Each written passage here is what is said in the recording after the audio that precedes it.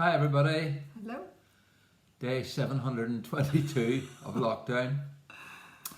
Well, a good day yesterday. You baked some Portuguese custards, which were delicious. Yes, I'd have to say they They really were a worked. big hit, Really and you worked. had we had quiche Lorraine the other night, homemade. I mean, honestly, it's been I'm a culinary, goddess. the very word. Yeah.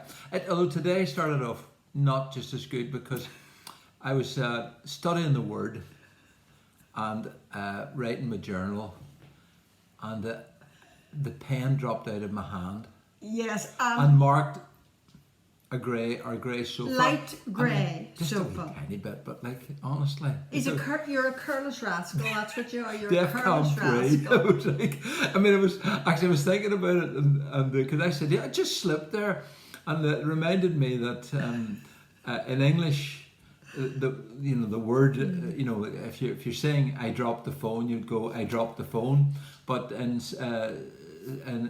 Middle Eastern languages, there's no such word as taking response. So it's the phone fell from my hand.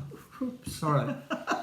That could have been another It disaster. could have been, yeah. But I was thinking about that, taking responsibility and saying, hey, owning up, because it's interesting in the parable of the lost sheep, when Jesus talks about the sheep that got lost. The implication is that the people who should have been looking after the lost sheep, they wouldn't take responsibility, and that's a feature of that society. Funny enough, Tom Burke said to me that in Irish it's exactly the same. The Irish word is the phone dropped from my hand.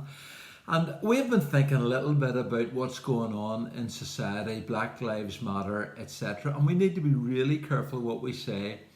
But we came to the point where we thought, well, we need to take responsibility for our attitudes and what's going on in our hearts.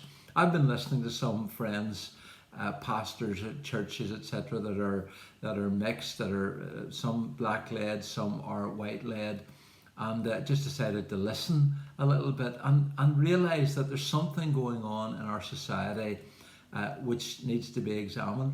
I was thinking, Priscilla, when I look in the mirror, I don't see, a white man. I just see him a person. But as I've listened, I realise that there are people who look in the mirror and see themselves, define themselves as a black man or a black woman.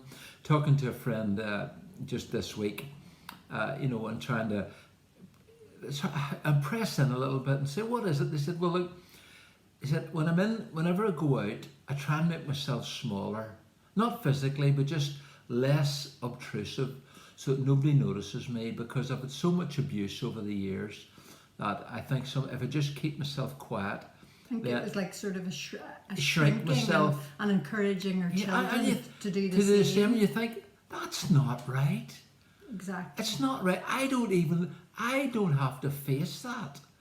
I've never had to face that.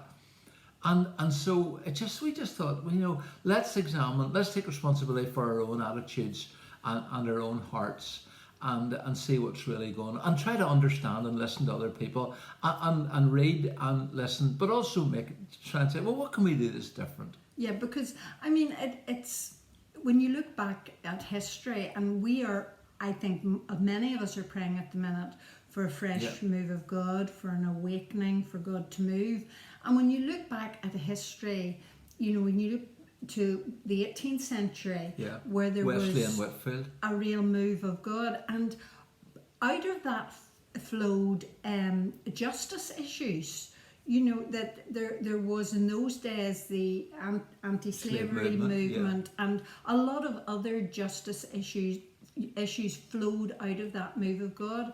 And it reminded me of what the Word of God says in Micah 6:8.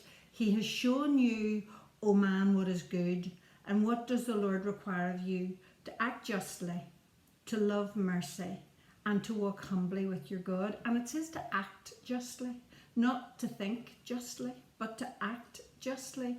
And I think that is a huge, I personally find that a huge challenge. How do I act justly in this issue and in lots of other issues as well?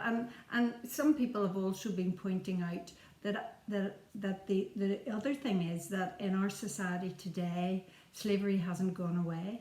You know, although we're living with the outcome of slavery from the past, but there are more people Modern day slaves, enslaved in our world today, and there are many organisations who are working tirelessly to change that issue as well.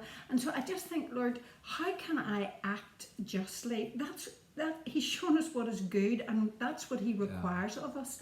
And so therefore I feel the challenge when you say about, you know, taking responsibility. I feel the challenge, like, that's not just a big issue out there somewhere and there's nothing I can do about it. Are there some things that I can put in place that would involve me acting justly? And honestly, at this point, I still don't have the answers for that. I think I'm still trying to work through that and what that would look like. Yeah, but I think what changed us, particularly during the Troubles when we were trying to build a church in a very divided society, was the first thing we did was take responsibility for our own hearts and our own actions, and to realise that instead of being the solution, the church was part of the problem. And I'm not suggesting that, you know, right across the board, but I'm saying, I suppose what I really think is that you need to legislate, but legislation does not change the human heart, because sectarianism and bitterness is still well alive in Northern Ireland. True. And I suppose I still feel that the regeneration of a human heart is the only thing that will truly change things. And we need to continue to tell people that Jesus is the answer, that He loves men and women of all colour, of all races, of all backgrounds. Doesn't matter where you come from. God is no respecter of people. He treats us all equally the same. And it's when God grabs a hold of a man and a woman and touches their heart that they can be really changed from the inside out. And when you know you're a child of God, you never have to shrink. He fills you out. Yeah. You know, that he enables us to be fully the person He has created us to be. And so we've got to align ourselves with the gospel in this. So let's take responsibility for what we can do and what we can assist the church to do. So with that thought, we'll leave it and we'll see you on Monday. And have a great weekend. Have a great weekend. Oh yeah, football's back, so it's going to be a great weekend.